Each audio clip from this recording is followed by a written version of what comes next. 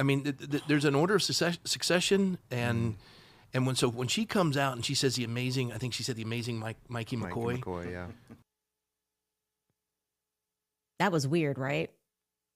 So, putting aside all the wild geopolitical threads Candace is pulling, and there are so many, she is still absolutely laser-focused on one person in the Charlie Kirk case.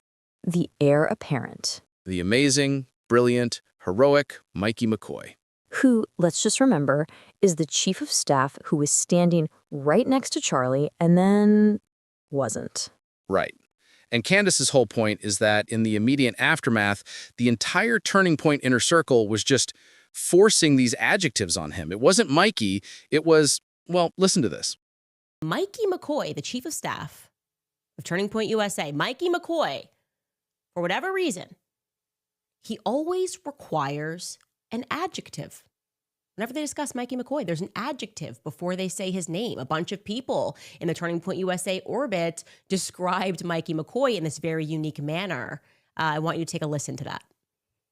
But let me tell you who the heroes were in this whole thing. We're going to start with 23-year-old Mikey McCoy. And that's when the great Mikey McCoy showed up. And my husband's chief of staff, the amazing Mikey McCoy. My friend Mikey McCoy, the brilliant 24-year-old who at the time when Charlie was shot was 23 and was a hero that day. I used to be known as Charlie Kirk's pastor, now I'm known as Mikey McCoy's dad. He clicked into gear eventually. He did. It was amazing. Mikey was a heroic figure on that day.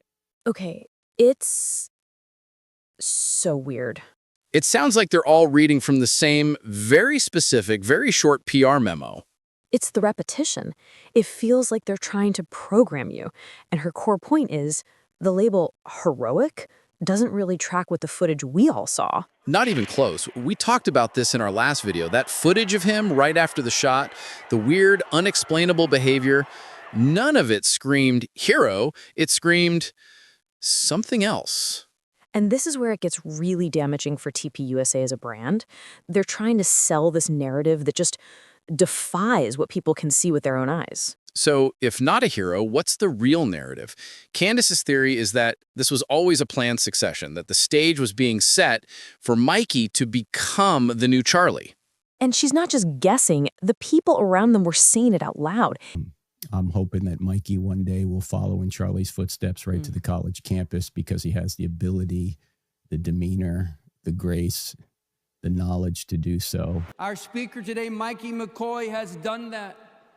His path was pretty much like Charlie Kirk's path. His path was pretty much like Charlie Kirk's path. Got it. Subtle. It's grim. It's like they're reading the eulogy and the job posting at the same time. But this is where it goes full-on Succession. Like the HBO show, Candace plays this clip of Rob McCoy being directly asked, what's Mikey's future at TPUSA? And his answer is just, wow. So Charlie was an avid journaler, very avid. And when Erica started opening up his journals after he was killed, she started reading. Charlie had a plan all the way through 2028. Wow. Written out. Unreal. Written out. I mean, there's an order of succession, and when she comes out and she says the amazing, I think she said the amazing Mikey McCoy. Mikey McCoy, yeah. What was that? What? He gets asked, what's Mikey's role? And he pivots to, Charlie kept journals, there's an order of succession, and Erica said, amazing. He's implying Charlie wrote it down? That this was Charlie's plan all along, which is a massive claim to make, and he does it in this weird, cryptic, roundabout way. He's trying to give divine, or at least Charlie's, approval to the whole thing. And honestly, this is why TPUSA is losing so much credibility right now. 100%. Instead of just being transparent, they're engaging in this bizarre psychological operation to install an heir. They're telling their audience not to believe their own eyes. And the more they push the amazing Mikey narrative, the more questions people have. It just feels unauthentic. It feels off. It feels like a cover-up for something. At best, it's a clumsy corporate power grab. At worst, it's just dark. All right, so we're diving into the comments on Candace's latest video. And wow, just wow. The gloves are off. People are absolutely furious with Turning Point, and they are, let's just say, very suspicious of Erica. The whole amazing Mikey push, it really did not go over well. This one from Nancy and Mark. Mikey a hero? What for making a phone call when your friend is bleeding to death? Right? The bar for hero is apparently on the floor. This one from Anna Michael just kills me. The way they are going on about Mickey, you would swear he saved 5 orphans and 10 cats from a burning building. Exactly. People are already renaming him. We saw the suspicious Mikey McCoy from Just Me 15671 and the walking away Mikey McCoy from A Choice to Be Made. The audience is, sarcastically, not impressed. And they're definitely not impressed with the family. This one from Holdall.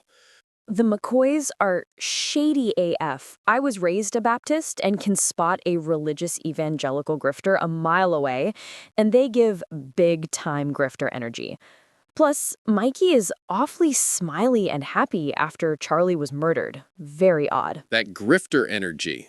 It's a vibe. And that smiley and happy part?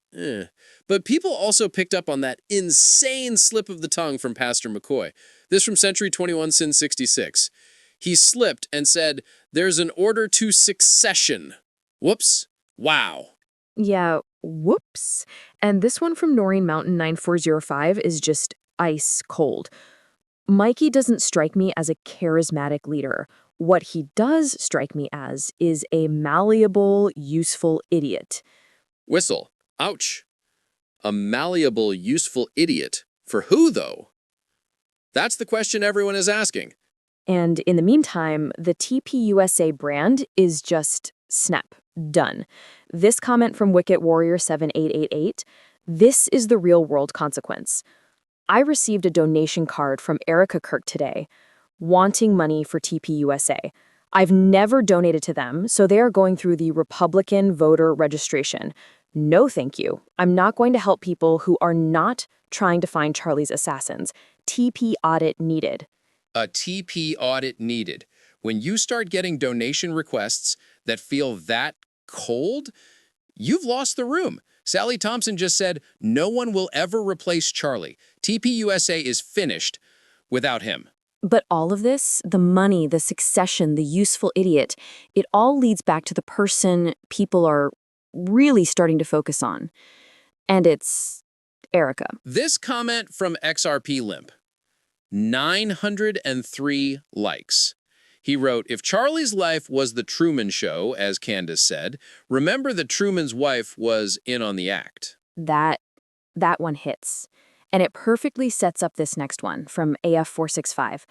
Now, this comment is very long. Like, multiple screenshots long.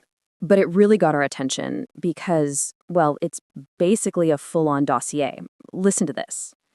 It starts, Candace, since you seem to not know what to address in regards to Erica, I made a list.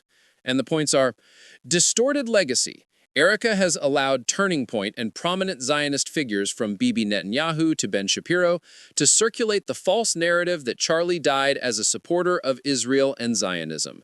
If Erica truly cared about preserving Charlie's legacy, she would never allow his name to be weaponized to promote lies about his stance on Israel.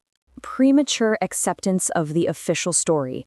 Erica immediately embraced the claim that Tyler Robinson was the shooter, publicly extending forgiveness before his trial even began. Military affiliations. Erica's involvement with the Romanian Angels organization raises legitimate questions. And then it gets into family. Maternal ties to the defense industry. Her mother maintains documented connections with Israeli defense contractors involved in missile systems and the Iron Dome project. Her father, Intelligence Links, has written extensively on integrating private corporations into intelligence operations and is known to have professional associations with Israel. Yikes. And then this, performative grief. Erica's public displays of emotion often appear rehearsed, frequent sniffles and gestures without actual tears. This raises the question, why imitate sorrow instead of simply showing it? contrasting demeanor, her early post-tragedy appearances marked by smiles and apparent cheerfulness stand in contrast to the gravity of her loss. Security oversight. She continued using and praising the same security detail that behaved suspiciously. Withheld evidence, she has refused to release the Turning Point video showing Charlie being shot from behind and his autopsy results. Censorship campaign, character defamation, and narrative control. Erica has permitted Turning Point and other Zionist figures to disparage you, Candace, all while promoting blatant falsehoods about him. She continues to align and platform individuals like Ben Shapiro, whom Charlie disliked. And it ends with this. Once may be an isolated event. Twice a coincidence. 3 a pattern. It seems clear that, at the very least, scrutiny is warranted. None of this adds up. Charlie deserved honesty, even if that means facing uncomfortable revelations about those closest to him, including his wife and the mother of his children. So, yeah, that's not just a comment. That's an investigation. The audience is literally compiling dossiers. The Truman Show comment, the donation card, that people are done. They feel like they're being played. The takeaway is TPUSA's attempt to force a narrative hasn't just failed, it's backfired. It's blown up right in their faces. So, what's the real story? Tragedy or just shady? You saw the evidence. You saw the dossier. We want your take now. Drop it in the comments. Hit subscribe. You know what to do. I'm Maya. And I'm Ethan. This is The Crystal Ball.